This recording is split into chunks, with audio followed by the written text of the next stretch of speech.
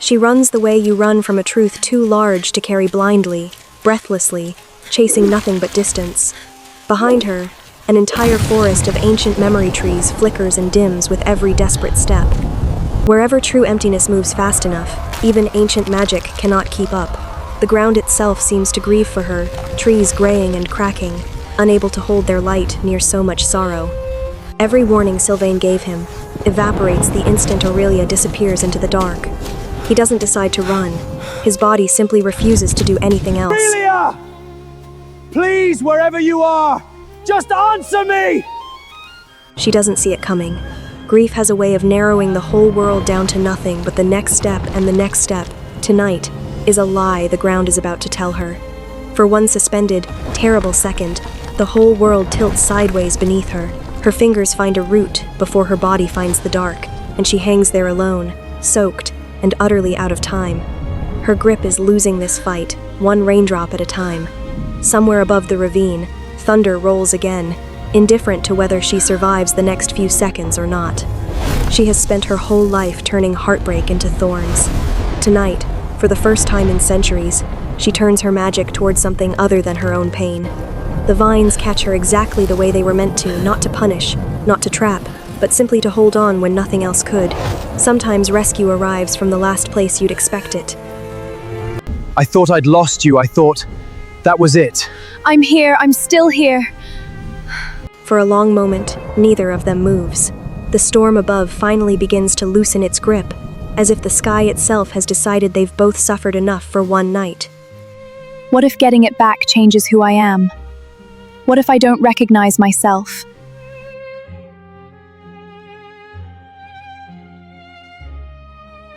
Joy doesn't replace a person. It just gives them room to breathe. She doesn't know how to walk toward people she's spent an entire evening trying to keep apart. For once in her long life, the Queen of Spring has absolutely no idea what to say first. You saved my life tonight. Whatever else is true, I won't forget that. Enemies rarely sit down together this easily, but tonight has stripped away enough pretense that, for now, three exhausted people simply share the same shelter and let the silence hold them. Your joy was the very first thread ever collected. Everything else in that palace grew around it. 20 years, she has let this decision be made for her. Standing beneath the stars, soaked and unshaken, she finally decides to make it herself whatever it costs.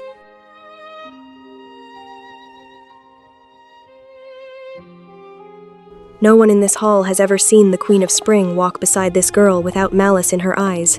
Whatever happened in that forest last night, the entire court can feel that something has irreversibly shifted.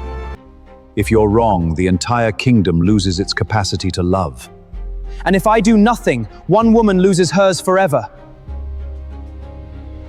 He has read every record in this archive twice over since dawn. What he finally finds isn't a warning at all, it's a single, fragile instruction no one has needed in centuries. No spell can force this, he tells them. Magic this old only answers to something no ritual can fake. A moment of joy so genuine it cannot be performed, only felt. She has never once felt real joy in her entire life. Now the fate of an entire kingdom rests on her finding it, genuinely, in a matter of days rather than decades. He doesn't try to manufacture some grand miracle. He simply shows her small, ordinary wonders, sunlight on water, a flower opening, and waits to see what, if anything, takes root. My mother used to sing to me, even though I never once smiled back. Let's go see her, before any of this, just the two of us. The village that once whispered about her now watches her walk beside a prince, and no one seems entirely sure which version of the story to believe anymore. Aurelia, my darling girl, what's happened to you? She tells her mother everything at last, the bargain, the crown, the 20 years of silence neither of them ever understood. Some truths, once spoken, finally stop weighing quite so much. It's a small, roughly carved bird, made the year Aurelia was born. Her mother has kept it for 20 years, waiting for a day she never truly believed would come. She doesn't feel joy yet, not the kind the old records describe, but for the first time in her whole life, she feels something steadier than fear walking beside her instead. She has spent her whole life protecting a secret, that was never truly hers to carry. Kneeling here now, she finally lets herself grieve for the mother who made a choice she never got to question. My bloodline sealed this. My bloodline should help unseal it, properly, at last. An unlikely alliance, forged from grief, guilt, and something that might finally be called hope. Tomorrow night, they descend together into the one place none of them can afford to get wrong. Some call it reckless, others call it long overdue. By evening, half the court has convinced itself the kingdom's magic hangs entirely on tomorrow night's outcome. Tomorrow could change everything, or unmake it entirely. Tonight, they choose to simply exist beside each other. No ritual, no crown, no old debts. Just two people, quietly, finally, at peace.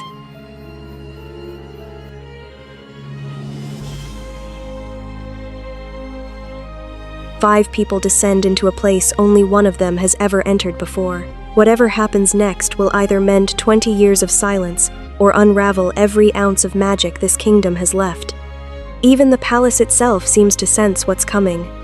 Every thread in the room trembles at once, as if 20 years of collected joy have finally realized their quiet keeping is about to end. There it is again, the same cold, ancient light Lysander touched once before, waiting exactly where he left it, as though it has been counting the days until she finally arrived. No one else can do this part for her. Whatever this bundle holds, it was always hers alone to claim, and hers alone, finally, to release. Her hand hovers there, shaking, close enough to feel the cold light against her skin. 20 years of wondering what she truly is comes down, finally, to this single inch of empty air. The moment her skin touches it, 20 years arrive all at once, every stolen morning, every unbloomed flower, every silence she never understood, flooding into her in a single blinding instant. For one impossible moment, she sees exactly what was taken from her, a childhood full of laughter that never got the chance to happen, glowing gold, finally hers to claim. He has spent his entire life reaching for other people's light. Right now, watching hers finally return to her, the hardest thing he has ever done is simply stand still and let it happen. Thessaly's warning was not exaggeration. As Aurelia's joy tears free of its ancient anchor, the entire palace begins to shudder, threatening to collapse under the weight of its own unraveling magic. Her mother's magic sealed this palace once out of fear. Sylvaine's magic holds it together now out of something else entirely. A choice, finally, made freely instead of forced. He has ruled long enough to know some outcomes are entirely out of a king's hands. Tonight, for the first time in decades, all he can do is hope his son chose correctly. One by one, then all at once, 20 years of collected joy finally begins its journey home, rising through crystal and stone, back toward every person who ever lost it in the first place. She can feel it working. She can feel 20 years of stolen joy pouring back into the world around her. And still, impossibly, achingly, the one thing she was told she needed refuses to arrive. It's not finished! Without real joy, this will tear itself apart! He was told to stay back. He decides, in this exact moment, that some rules simply stop mattering the instant the person you love is standing alone at the center of a collapsing world. You don't have to force it. Just let yourself feel this, with me. Look at what we made, Aurelia. Look at what we're still making. It happens exactly the way real joy always does, quietly, unforced, entirely her own. And the instant it does, the whole palace responds like it has been waiting 20 years to exhale.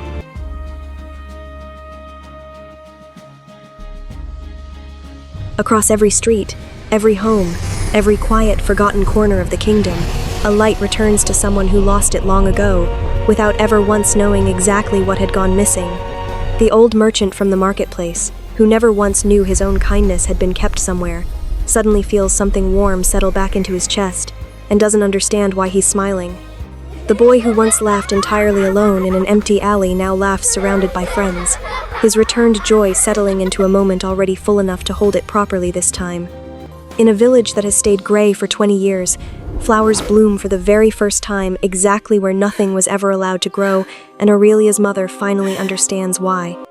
The palace doesn't collapse. It simply changes quieter now, steadier, holding only what people choose to leave behind rather than what was ever taken from them. Is this what it's supposed to feel like?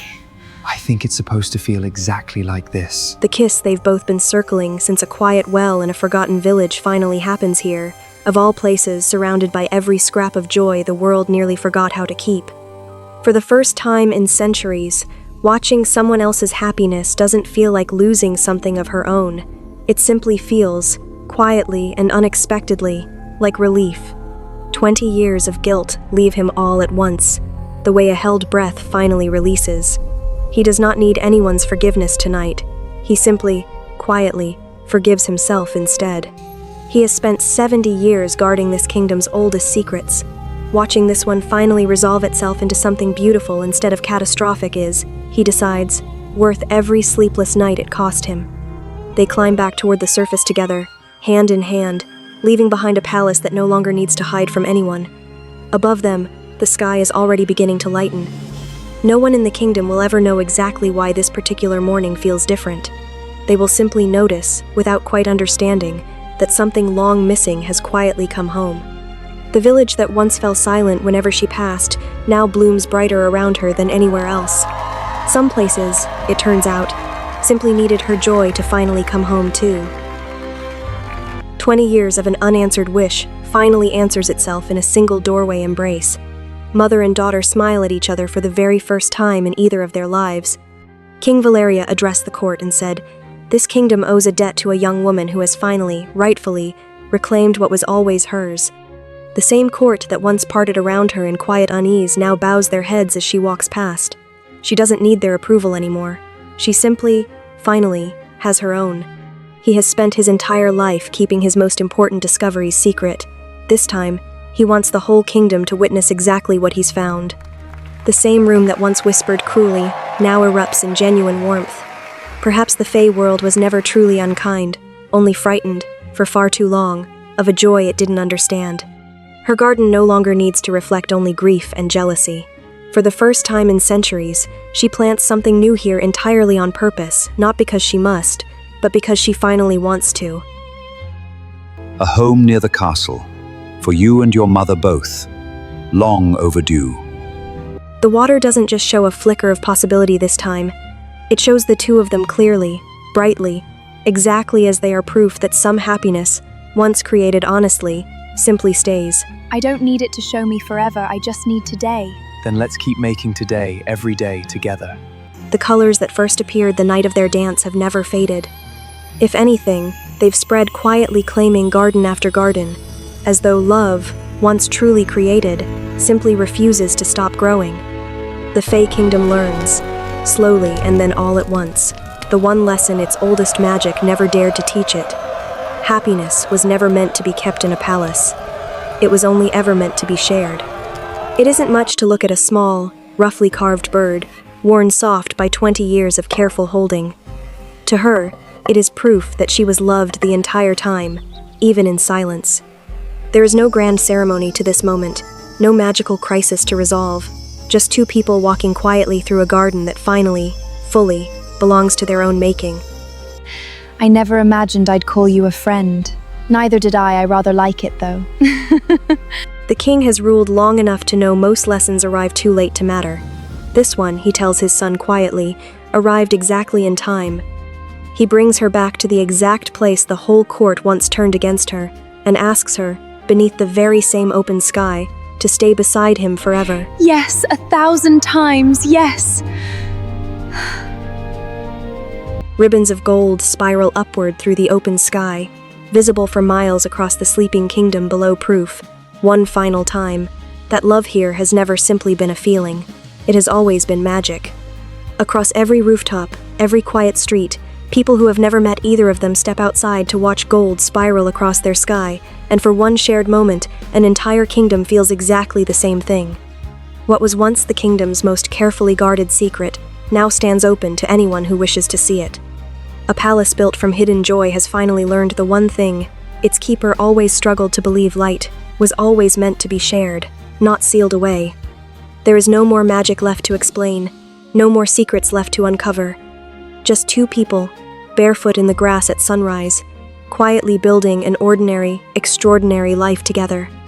No one knows yet what new colors this kingdom's magic will invent next, now that it has finally remembered how to share instead of keep. Perhaps that mystery, at last, is the most beautiful one of all. A prince who once collected forgotten smiles finally stands beside the one smile he never had to steal, freely given, entirely her own, and, at long last, entirely enough.